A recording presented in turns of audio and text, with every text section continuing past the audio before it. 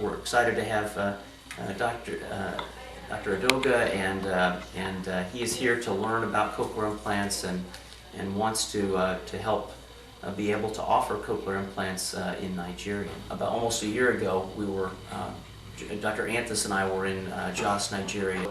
And one of the things that we saw when we were there was a real need for some of the patients who were affected by profound hearing loss.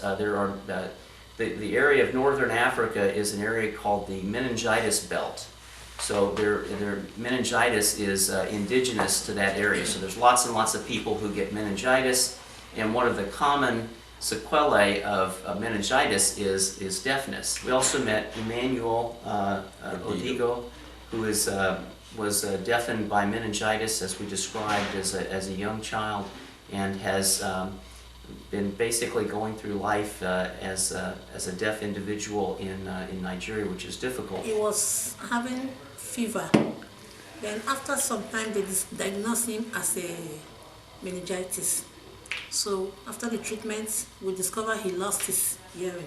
He called me again and told me that there's a doctor coming from America. I should prepare and see him. That is in we call the place Jankwan Hospital. So luckily we met with Dr. Green. He asked to send us for tests. That we have to do a test. There's a hole inside the ear. If that hole is closed, there's no solution. I said, well, with God, all things are possible. I believe that hole will not close. So we went for the test. After the test, we brought the results to him. He now said, okay, he can't do anything there in Nigeria. He will go with the discs to America. Because these are things that do not exist there. So as I'm talking now, the Vice Chancellor of my university, the Deputy Vice Chancellor of Academics, my Dean, they are anxiously waiting for this to kick off.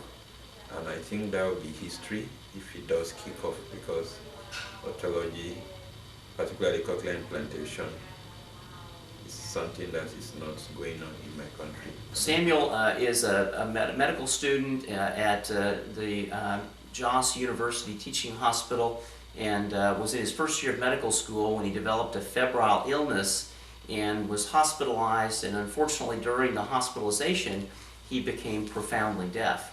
And despite his deafness, he was able to continue his medical school education and was able to pass his exams, and has basically graduated from medical school as a deaf individual. But he is not able to continue his training in residency because of his deafness.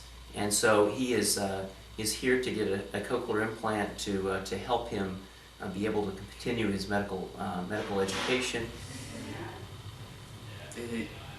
I think is going to improve my communication skill with my patient. It will make interaction with my patient easier. So the aim of coming here were to get Samuel to hear, and then to fine-tune my skills and learn the tricks about cochlear implantation and any other surgery. And these have benefited so much, and coming here, Dr. Green has been so wonderful with a wife. I don't know what to say to them.